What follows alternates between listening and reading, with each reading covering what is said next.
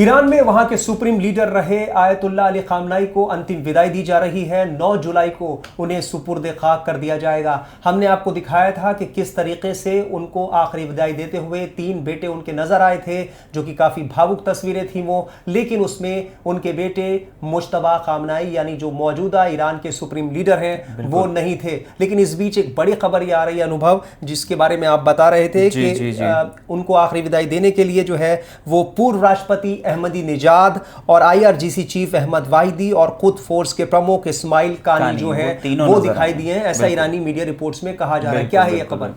देखिए सैयद, जो अहमद वाहिदी हैं उन्हें लेके पहले भी मतलब जब से US ईरान जंग स्टार्ट हुई थी इजराइल वाली, तो तभी कई सारी मीडिया रिपोर्ट्स में दावा किया गया कि अहमद वाहिदी हैं वो मारे जा चुके हैं हमले में, US के हमले में मारे जा चुके हैं। उसके बाद से ईरान ने ना इसका खंडन किया और वो शांत रहे। लेकिन अब खामेनी के जनाजे में इन तीनों का दिखना ये एक अपने आप में बहुत बड़ी घटना है। हालांकि अभी ईरानी मीडिया में दावा किया गया कि तीनों अहमद निजाद और इस्माइल कानी और अहमद वाहिदी तीनों ही ये बहुत बड़े चेहरे माने जाते हैं, बहुत बड़े। एक IRGC चीफ हैं, एक कुर्द फोर्स के हैं हेड, और तीसरे पूर्व राष्ट्रपति हैं। हालांकि US ने दावा भी किया था कि जो अहमद निजाद हैं वो उसको US सुप्रीम लीडर बनाना चाहता था। US ने मतलब ऐसा कहा कि ये शायद सुप्रीम लीडर बनेंगे। लेकिन अब उसके बाद फिर हमले में ये US ने कहा कि ये मारे जा चुके हैं। US के कई सारे मीडिया रिपोर्ट्स में कहा गया। लेकिन अब ये खबर अगर सही होती है तो इसका मतलब तो ये हुआ कि ऐसे कई और चेहरे भी हो सकते हैं जिनके बारे में दावा किया जा रहा था और वो अभी शायद। देखिए, दावा तो मुश्तबा को लेके भी बहुत सारे दावे हुए थे कि शायद बहुत ज़्यादा घायल हैं, ये सब चीज़ें हैं। अब देखना ये होगा कि 9 तारीख को जब सुपुर्द खाक किया जाएगा खामेनी को, तो उस दिन मुश्तबा दिखते हैं कि नहीं, ये अपने आप में बड़ा सवाल, क्योंकि बाकी के 3 बेटे तो उनके दिखाई दिए हैं। जी। और हो सकता है क्योंकि अनुभवी संभव हो, जाहिर सी बात है जब उन्हें सुपुर्द खाक किया जाएगा। अब तक मुश्तबा खामनाई दुनिया के सामने नहीं आए हैं। 28 फरवरी को ये हमला हुआ था, अमेरिका और इजराइल का ज्वाइंट ऑपरेशन था जिसमें अली खामनाई मारे गए, और उसके बाद से ये दावा किया गया कि इसमें मुश्तबा खामनाई गंभीर रूप से घायल है और शायद सुरक्षा कारणों की वजह से वो दुनिया के सामने नहीं आ रहे हैं। लेकिन अब 9 जुलाई को ये देखना होगा कि क्या वो 9 जुलाई, बिल्कुल आप सही कह रहे हैं कि 9 जुलाई वो सबसे मेन दिन होगा जब मशहद में उन्हें सुपुर्द खाक किया जाएगा, जो उनका गृहनगर भी है खामेनी जी का। तो तब ये देखना होगा कि उस टाइम पे कौन कौन ऐसे और बाकी चेहरे भी कोई और दिखाई देते हैं। जैसे अभी हम इन तीनों का हमने जिक्र किया, उसके अलावा मुश्तबा खामनेई को लेकर बड़ी सारी अटकलें हैं अभी भी। तो इसके अलावा देखना होगा कि और कौन कौन से ऐसे बड़े चेहरे ईरान के जिन्हें लेकर दावा किया गया कि वो पिछले दिनों हमले में मारे गए हैं या वो घायल हैं या वो मतलब काफ़ी दिन से वो दिखे नहीं हैं। तो वो उनमें से ऐसे कौन कौन चेहरे हैं जो देख के जिनको हम कह सकते हैं कि शायद बाकी इजराइल और US जैसे देशों को कुछ लगे कि हाँ ये कैसे। और इसमें सबसे चौंकाने वाला जो नाम है वो IRGC चीफ अहमद वाहिदी का है। जी। क्योंकि वो IRGC के बहुत ही, जिसे कहा जाए, खामनाई के बहुत करीबी थे। और एक थिंक टैंक के तौर पर देखा जा रहा है। मतलब जो हम जितने बड़े जो भी ऑपरेशंस हुए हैं उनमें बहुत मतलब उनकी भूमिका बहुत अहम रहती थी। अहमद वाहिदी को खामेनी का बहुत खास माना जाता है कि जितने भी वो लोग ऑपरेशंस करते थे उसमें सब लोग सारे ऑपरेशंस में उनकी बहुत मुख्य भूमिका होती थी। यानी इजराइल और अमेरिका के लिए चुनौती अभी बनी हुई है। चुनौती बिल्कुल बनी हुई है। और मतलब ये अपने आप में एक बड़ा, हम कह सकते हैं ना कि बहुत अजीबोगरीब घटना है कि जिस इंसान को आपने दावा किया कि वो इस दुनिया में नहीं है, मेरे रिपोर्ट्स में छपे कि वो मर चुके हैं इजरायली हमले में, US के हमले में मर चुके हैं, और उनको खामेनी के जनाजे में एकदम से उनका दिखाई देना वो बहुत शॉकिंग था। मतलब वो शॉकिंग था बिल्कुल सबके लिए। और ये ईरान के लिए एक वहाँ की, आप कहा जाए कि रणनीति का एक हिस्सा, जाहिर सी बात है कि उनको सुरक्षित स्थान पर रखा गया, अभी तक रखा गया। उसके बाद भी फिर मतलब वो हम कह सकते हैं कि स्ट्रैटेजिकली उनको बिल्कुल उस टाइम पे शामिल किया गया, जनाजे में दिखाया गया कि अभी तक हमारे पास देखिए हमारे सारा जो मतलब हम कह सकते हैं ना कि जो टॉप कमांडर्स या जो टॉप लीडर्स हमारे वो सब सुरक्षित हैं।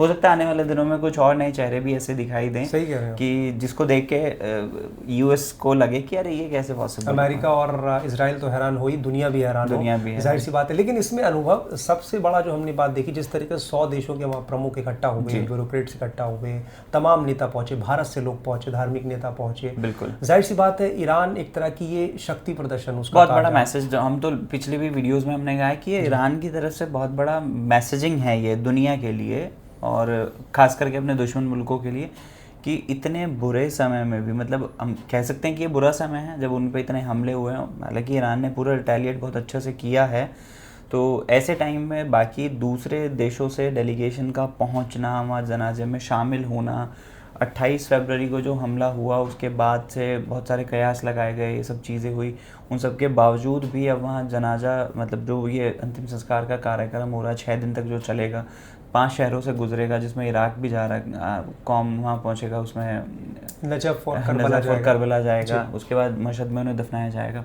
तो ये पूरा जो, मतलब आप सोचो कि इसमें करोड़ों लोगों के शामिल होने की संभावना है कि देश से, दुनिया से बहुत सारे लोग पहुंच रहे हैं, उस बीच में नेताओं को, दुनिया के नेताओं, डेलीगेशंस को बुलाना अपने आप में ईरान की बहुत बड़ी मैसेजिंग है। और सांकेतिक जो तस्वीरें वहाँ से लगातार सामने आ रही हैं, हमने जिक्र किया था कि तेहरान एयरपोर्ट पर जिस तरीके से वहाँ के स्कूल पर अटैक हुआ था, ख़ासतौर पर अमेरिका और इजराइल ने जो ऑपरेशन किया था उसमें बच्चे मारे गए थे, उनके जो बैग्स हैं वो तेहरान एयरपोर्ट पर शोकेस किए गए हैं ताकि लोग उन्हें देखें और उस पूरे घटना के बारे में जाने लोग। इस तरह की तस्वीरें आ रही हैं। दूसरा जो आ रही हैं वो ये कि लोग जिस तरीके से अपने नेता को याद करते हुए रो रहे हैं, वहाँ से लगातार विजुअल्स आ रहे हैं। मतलब अभी भी रेगुलर आप देखेंगे कि जो ईरान से वीडियोस आ रहे हैं उसमें आपको दिखेगा कि लोग रो रहे हैं, मतलब लाखों की तादाद में लोग रो रहे हैं, और हर उम्र का, मतलब छोटे से लेके बड़े तक, बच्चे, लाल झंडे लहराए जा रहे हैं, बदले की, मतलब जो नारे लग रहे हैं कि बदला लेंगे, मैं उस पॉइंट पर आऊँगा जी आपसे, जाहिर सी बात है। अब लास्ट जो अब मैं चर्चा में शामिल कर रहा हूँ वो ये कि लाल झंडे लेकर वहाँ पर जो है वो नारेबाजी हो रही है और उसमें नारे लग रहे हैं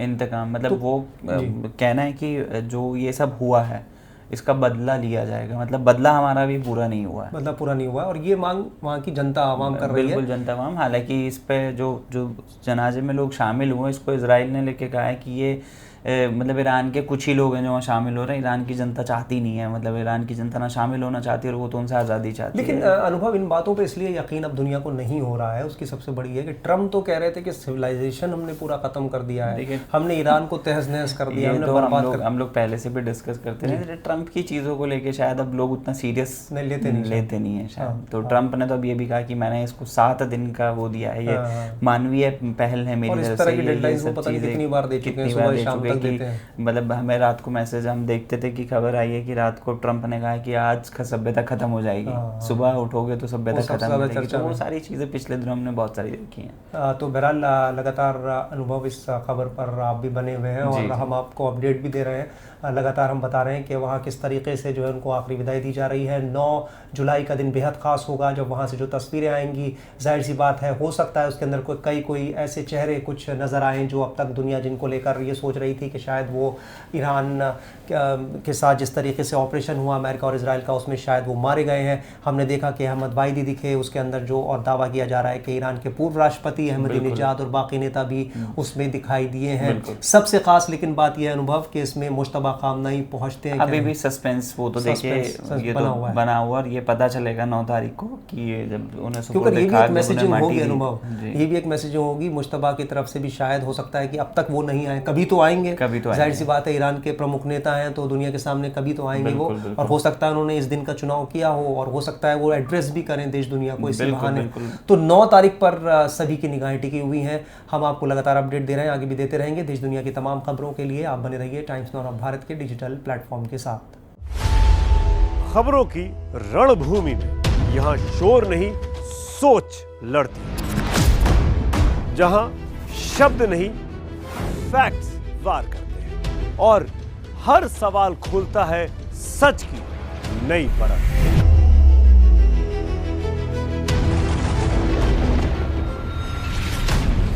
चक्रव्यूह आपके अपने सुमित अवस्थी के साथ सोमवार से शुक्रवार शाम 6:57 पर टाइम्स नाउ नव भारत पर।